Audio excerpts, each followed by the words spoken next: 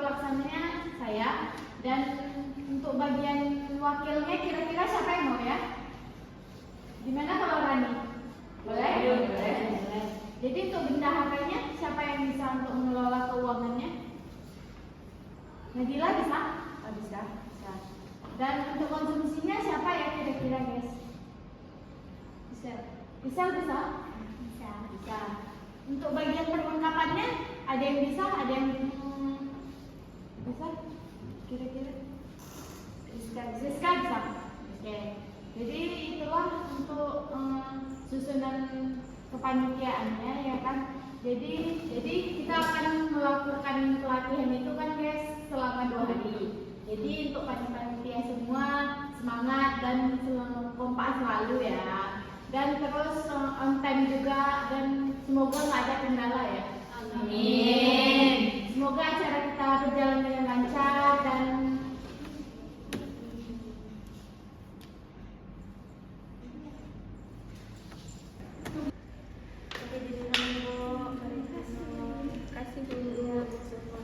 Assalamualaikum warahmatullahi wabarakatuh. Waalaikumsalam warahmatullahi wabarakatuh. Perkenalkan, nama saya Peminta Alun Farmasi, selaku MC. Di sini kami akan melaksanakan pelatihan gizi usia dan sekolah. Dan yang pertama, kata penyambutan dari ketua acara kita, Tiara Amira Putafia. Assalamualaikum warahmatullahi wabarakatuh. Waalaikumsalam warahmatullahi wabarakatuh. Alhamdulillah, puji syukur kita panjatkan kepada Allah Subhanahu wa Ta'ala atas rahmatnya kepada kita semua. Selawat serta salam kita curahkan kepada junjungan kita Nabi besar Muhammad Sallallahu Alaihi Wasallam beserta para sahabatnya. Di sini saya mengucapkan terima kasih kepada ibu-ibu yang telah meluangkan waktunya untuk hadir dalam acara pelatihan gizi anak sekolah pada hari ini. Di sini saya sebagai ketua pelaksana ingin menyampaikan untuk acara pelatihan kita ini akan kita laksanakan selama 2 hari. Dan yang hari pertama dilakukan yaitu penyampaian materi dengan 3 pemateri, yaitu ada dari Ibu Nadila, Ibu Vanessa, dan Ibu Dina. Selanjutnya saya ucapkan terima kasih juga kepada para pemateri telah meluangkan waktunya untuk membagikan ilmunya kepada kita semuanya. Di sini saya sebagai ketua pelaksana mengucapkan sebesar-besarnya terima kasih kepada ibu-ibu semuanya. Semoga acara kita pada hari ini berjalan dengan lancar. Amin amin ya rabbal alamin. Saya sudahi dengan wabillahi taufiq wal hidayah. Assalamualaikum warahmatullahi wabarakatuh. Waalaikumsalam warahmatullahi wabarakatuh. Baiklah, terima kasih kepada ketua yang telah membuka acara pelatihan kita. Selanjutnya, langsung saja masuk ke acara pelatihan kita yang akan disampaikan oleh materi pertama, yaitu Vanessa Putri Maharani. Waalaikumsalam warahmatullahi wabarakatuh. Selamat pagi Ibu semua. Pagi, Bu. Perkenalkan, nama saya Vanessa Putri Maharani sebagai pemateri pertama pada pelatihan kita pada hari ini. Yaitu izin sebelumnya saya minta waktunya pada ibu semua sekitar 30 menit waktunya. Baiklah, di sini saya akan membahas tentang gizi anak usia sekolah. Nah, yang pertama materinya ada pola pertumbuhan anak usia sekolah. Rata-rata pertumbuhan per tahun selama usia sekolah bertambah 3 sampai 3,5 kg untuk berat badan dan tinggi badan 6 cm. Yang berat badan pada laki-laki usia 13 tahun, perempuan pada usia 15 tahun. Pada masa pertumbuhan cepat, puncak pertumbuhan berat terjadi lebih lambat daripada pertumbuhan tinggi badan. Next.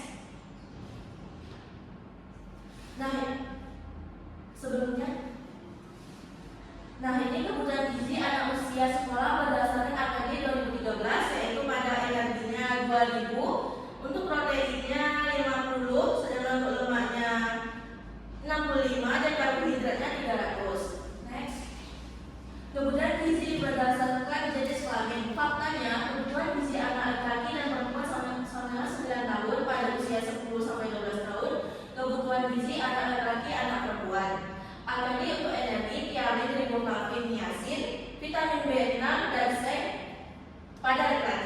Selanjutnya, nah ini faktor mempengaruhi asupan anak sekolah. Seperti ibu lihat, ini ada sekolah sangat mempengaruhi asupan anak sekolah anak ibu karena berbelanja di kantin misalnya. Contohnya lagi media. Nah, media ini seperti media televisi, seperti makanan-makanan televisi yang diiklankan, pasti akan mempengaruhi asupan anak sekolah pada anak ibu. Selanjutnya, lanjut.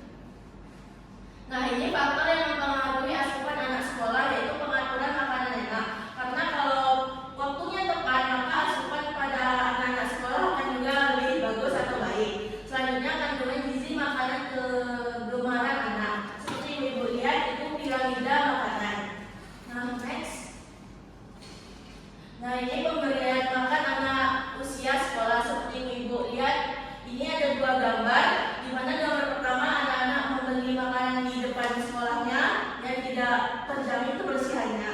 Sedangkan yang kedua sarapan di rumah, yaitu sarapannya terjamin bersih dengan meminum susu dan makan makanan sehat lainnya. Nah, ini kebiasaan jajanan sekolah. Jajanan di sekolah rupanya menjamu asupan gizi sekitar 10-20%. Protein 12-4%, karbohidrat 15,1% dan lemak 21,1%. Padahal seharusnya hanya menyumbang 5-10%. Sarapan anak sekolah. Sarapan berhubungan erat dengan kecerdasan mental, memberikan nilai positif terhadap aktivitas otak sehingga menjadi lebih cerdas, peka dan mudah untuk berkonsentrasi. Next. Oke, selanjutnya materi tentang pemberian makan anak usia sekolah. Makan siang anak sekolah di Indonesia, program pemberian makan tambahan untuk anak sekolah atau PMT AS sejak 1996 atau 1997. Yang kedua, positif, memberikan motivasi, meningkatkan prestasi anak, berkontribusi pada perekonomian setempat. Yang ketiga, negatif, keterlambatan penerimaan dana dan yang disediakan tidak cukup. Selanjutnya, makan malam anak sekolah. Makan malam bersama keluarga dapat dijadikan rutinitas. Baiklah ibu-ibu sekalian, tadi saya telah memberikan materi saya. Selanjutnya saya akan membuka sesi tanya jawab. Kepada ibu ada yang ingin bertanya? Ya, silakan kepada ibu. Perkenalkan, nama saya Ibu Melati. Saya ingin bertanya, Bu, bagaimana cara kami guru-guru supaya anak-anak di sekolah bisa memakan makanan yang sehat, memilih makanan yang sehat daripada makanan yang ada di pinggir jalan itu? Terima kasih, Bu. Sama-sama ibu. Baiklah, saya akan langsung menjawab aja pertanyaan dari Ibu Melati tadi. Pertanyaan sangat bagus, yaitu pertanyaannya bagaimana cara ibu-ibu sekalian untuk kepada anak sekolah untuk memilih jajanan yang baik untuk anak sekolah daripada jajanan yang di luar. Yaitu bisa dengan ibu berkoordinasi dengan kepala sekolah dengan diterapkannya atau diwajibkan anak-anak sekolahnya membawa bekal dari rumahnya. Terus juga melatih juga pada pihak kantin yang berjualan dengan menyediakan berbagai makanan yang bergizi untuk anak sekolahnya. Contohnya seperti menyediakan sandwich atau salad buah gitu, Bu. Apakah ibu bisa dipahami? Ya, paham, Bu. Terima kasih, Bu. Ya, sama-sama. Apakah ada yang bertanya lagi? Oke, baiklah. Sekian materi dari saya.